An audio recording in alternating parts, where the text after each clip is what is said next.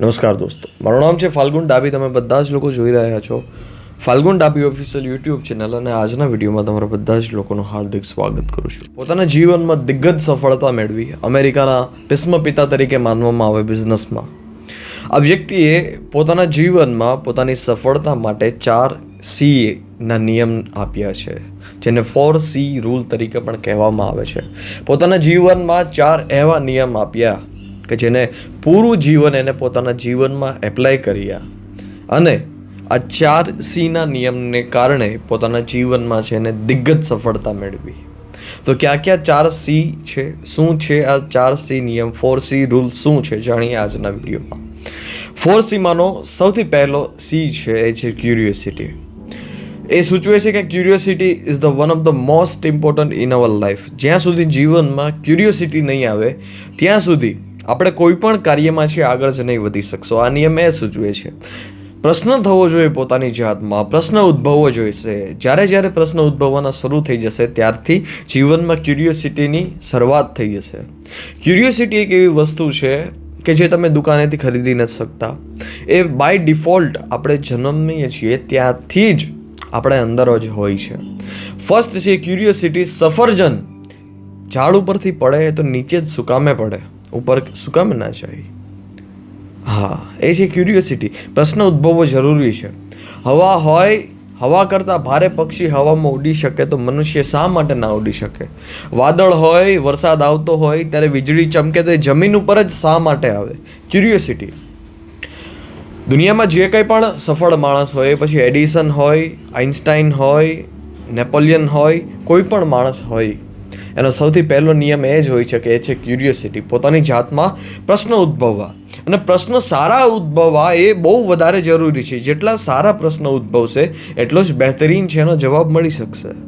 સારા પ્રશ્ન જ નહીં હોય તો એનો સારો જવાબ જ નહીં હોય. બેસ્ટ પ્રશ્ન તમારી જાતને સાથે વાતચીત કરીને બેસ્ટ પ્રશ્ન ઉદ્ભવવા, એ ફર્સ્ટ C ક્યુરિયોસિટી સૂચવે છે. બીજું છે એ છે confident. Confident is the one of the most important thing. 4C most important thing છે, એમાંથી સેકન્ડ છે એ છે confident. Confident is the one of the best tip in our life. પણ કોન્ફિડન્ટ ત્યારે જ આવી શકે કે જ્યારે આપને સારા પ્રશ્ન ઉદ્ભવે, સારા પોતાની જાતમાં પ્રશ્ન ઉદ્ભવે ત્યારે જ કોન્ફિડન્ટ આપણા જીવનમાં આવશે.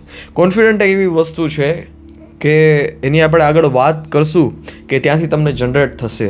પણ એ વસ્તુ જરૂરી છે કે આગળ વધવા માટે ક્યુરિયોસિટીની સાથે કોન્ફિડન્સ જરૂરી છે કે હું આ વસ્તુ કરી શકું.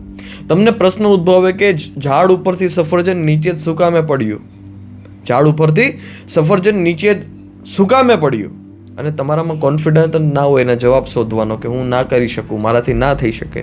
પ્રશ્ન તમારા મનમાં ઉદ્ભવ્યો પણ તમે કનેક્ટ ના કરી શક્યા because a lack of confident. ત્રીજો C છે એ છે કરેજ, ક્ષમતા.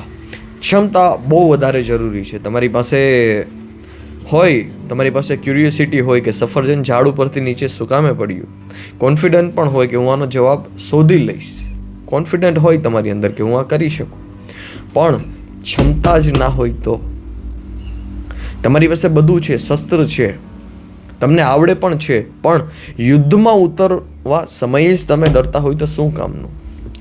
કાંઈ કામનું. એના માટે જરૂરી છે કરેજ, ક્ષમતા. અને ચોથો C એને કિંગ C ગણવામાં આવે. કિંગ 4C માંનો ચોથો C છે એ કિંગ ગણવામાં આવે. શું કામ કિંગ ગણવામાં આવે? તમારી પાસે ક્યુરિયોસિટી છે, કુતૂહલતા છે, તમારી પાસે કોન્ફિડન્ટ છે, ક્યુરિયોસિટી છે, કોન્ફિડન્ટ છે, અને third the most important is courage છે, ક્ષમતા છે. ચોથો C છે એ છે કન્સિસ્ટન્સી. બધી જ વસ્તુ તમારી પાસે છે પણ એક વસ્તુની ખામી છે, એ છે કન્સિસ્ટન્સી. તો બધી જ વસ્તુની ખામી છે. જીવનમાં જો ક્ષમતાનો અભાવ હોય અને કોન્ફિડન્ટ આવે તો એ બધી વસ્તુ ખાડે લઈ જાય છે. સમજી ગયા તમે વાતને? એટલા માટે કન્સિસ્ટન્સી છે one of the most important છે. તમે કોઈ પણ વ્યક્તિથી 100% આગળ ના વધી શકો, પણ તમે તમારી જાતને છે દરરોજ 1% ઇમ્પ્રૂવ બનાવી શકો, દરરોજ 1% ઇમ્પ્રૂવ બનાવી શકો, દરરોજ 1% ઇમ્પ્રૂવ બનાવી જ શકો. એમાં કોઈ પણ શંકાને સ્થાન નથી. તમે આજે બુકના 1 પેજ વાંચ્યા તો કાલે તમે 2 પેજ વાંચી શકો. તમે પોતાની જાતને 1% છે ઇમ્પ્રૂવ બનાવી શકો છો. કન્સિસ્ટન્સી કન્સિસ્ટન્સી બહુ મોટો રોલ પ્લે કરે છે. સફરજન ઝાડ ઉપરથી નીચે પડી ગયું, શું કામે પડ્યું? જવાબ ફાઇન્ડ કરવો છે. 1 વખત ફેલ થશો, 2 વખત, 3 વખત, ક્યાં સુધી? 1 વખત બલ્બ ના બને, 2 વખત ના બને, 999 વખત પણ ના બને, છતાં તમારી પાસે પ્રયાસ કરવાની ક્ષમતા હોય, તમે પ્રયાસ કરી શકતા હોય તો સમજી લેવું કે આ કન્સિસ્ટન્સીનો કમાલ છે. અને 1 વખત આવી ગઈ, સમજી લેવાનું કે ભેડો પાર થઈ ગયો. 4C એપ્લાય કરવાનું જીવનમાં ભૂલતા નહીં. મળતા રહીએ આવા વિડીયો સાથે. ધન્યવાદ. જય હિન્દ. વંદે માતરમ.